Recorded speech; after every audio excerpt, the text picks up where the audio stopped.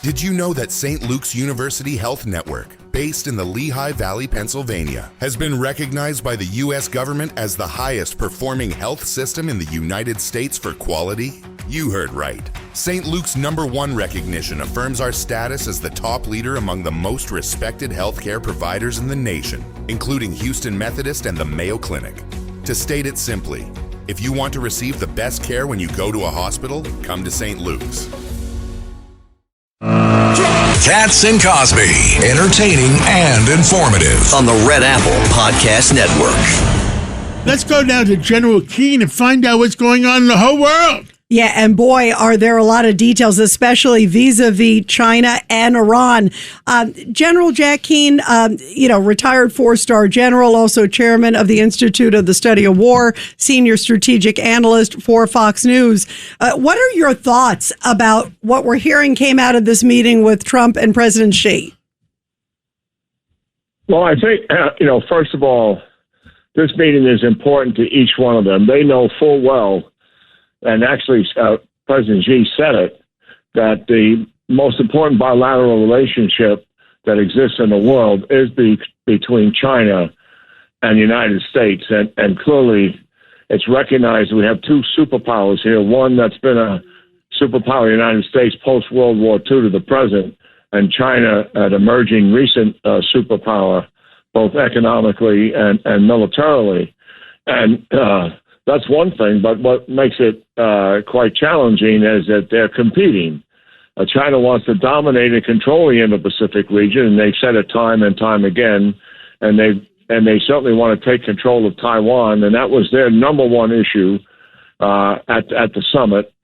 And they also want to replace the United States as the world's global leader, and President Xi is the only chairman and premier that has had that as a defined objective, and he's in his 13th year, and he talks about it every single year.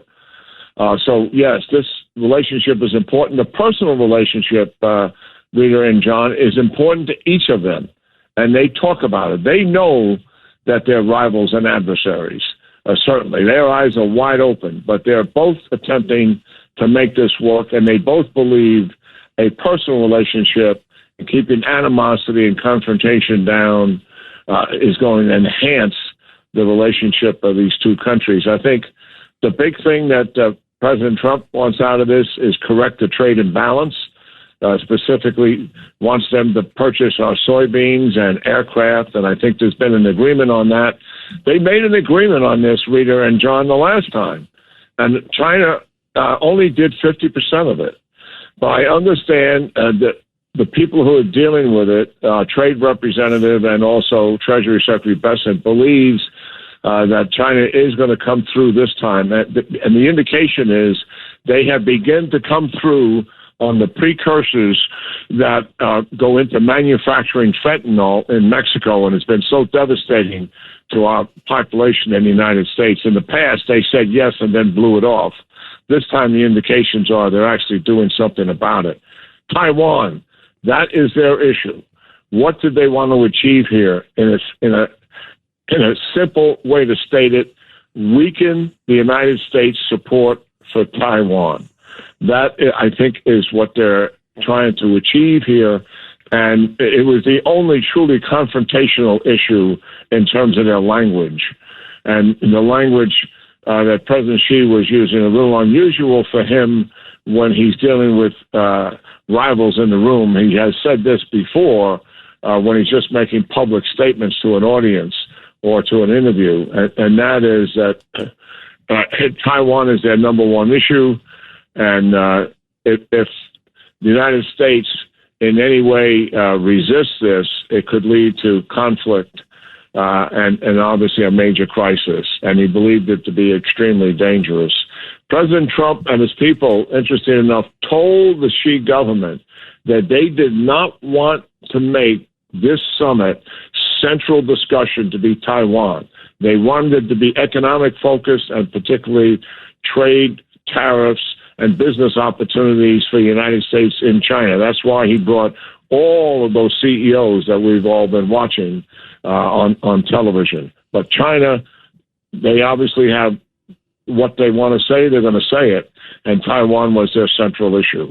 Now, As always in these summits, we're not going to really know the results until a few weeks from now, when things come a little bit better into view. The American people have to realize that under President Trump's presidency, China knows they're never going to have Taiwan. You know, if they want to elect a Biden-type character again, we're going to lose Taiwan.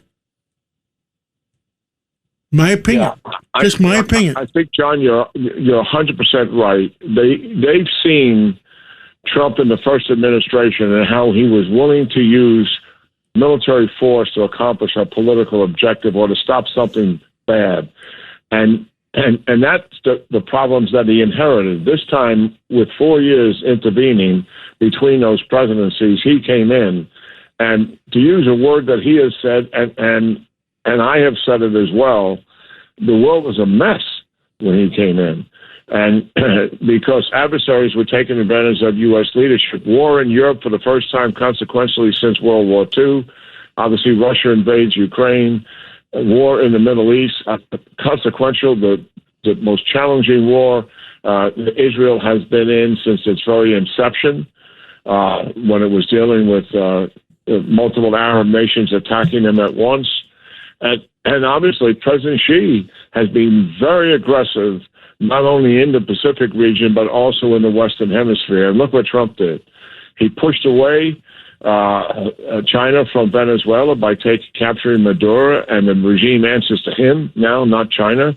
And he's pushing back on Iran, who's China's partner in the Middle East. That is their foothold in the Middle East. They do not want Trump to succeed here, where this regime is so weakened it may eventually collapse and they lose their foothold. So, yeah, you're absolutely right. She knows who he's dealing with here. But what I think he wants to do is wear down the United States' support for Taiwan, hold back the weapons that they have already paid for. And by the way, we have delayed those weapons a few weeks. It remains to be seen if we come through with them. Hopefully we do. And discourage the allies from building up their defenses, which they are doing based on the encouragement of the United States in the Indo-Pacific region, similar to the way we've been encouraging our European allies to do that. China doesn't like any of that. Now, I'm in total agreement with your conclusion. Yes, go ahead. In my additional conclusion is, I believe I hear that Putin is on his way to China after Trump leaves, and if Trump can put together the three powers left in the world, the top three, Russia, China, and the United States, maybe there'll be world peace for a few years. Well, let's hope so.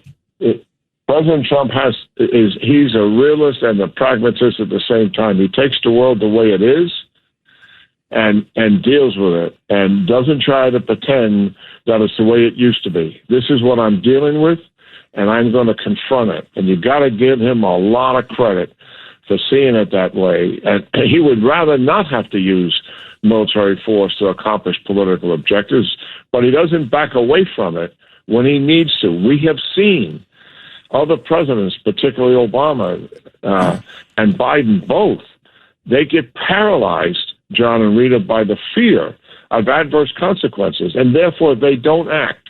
And they really don't consider the way they should thoughtfully what are the consequences of doing nothing. And what we got of doing nothing is Russia trying to trample over Ukraine because we did nothing in 2014 under Obama when they made their first move. And we did nothing to encourage Israel to go after Hamas. As a matter of fact, Biden was holding back major weapon systems from them so that they would not take on Hamas in any consequential way, and certainly did not want them to take on Iran, despite the obvious threat to them. So, yes, he is dealing with this world. He would rather it be another way, but he's a pragmatist and a realist, and he's telling the truth to himself, and that's what you've got to do if you're going to really be the world's global leader. Face the world as it really is. Governor, you had one quick one, and because we have to take a break. Governor? General, what I would say is you're absolutely right. The only thing that's changed the situation among the three world powers is that the United States has stopped letting ourselves getting to be pushed around. Yeah, and Jack, just real quick. Yes. Yeah. I totally agree with you. These four Axis powers came together for a major reason. They are a sphere of influence in their own area, but they saw the United States leadership under the previous administration as being weak and vulnerable, and they saw it as opportunity. What Trump is doing, he's taking that opportunity away from them. Well, General Keane, thank you so much for everything you do, and thank you for the update, and God bless you and God bless America. Thank you, Jack. 77 WABC and Bergen Newbridge Medical Center honor the life of legendary broadcaster and our friend, Ernie Anastas. Hi, it's Ernie Anastas. You know, your thoughts can affect how you feel. Bergen Newbridge Medical Center is the largest hospital in New Jersey, providing comprehensive, equitable, compassionate, and high-quality emergency inpatient and outpatient medical care, plus mental health services and substance use disorder treatment. The Bergen Newbridge team can address your total health needs in one convenient location. Call 201-225-7130 for an appointment or newbridgehealth.org.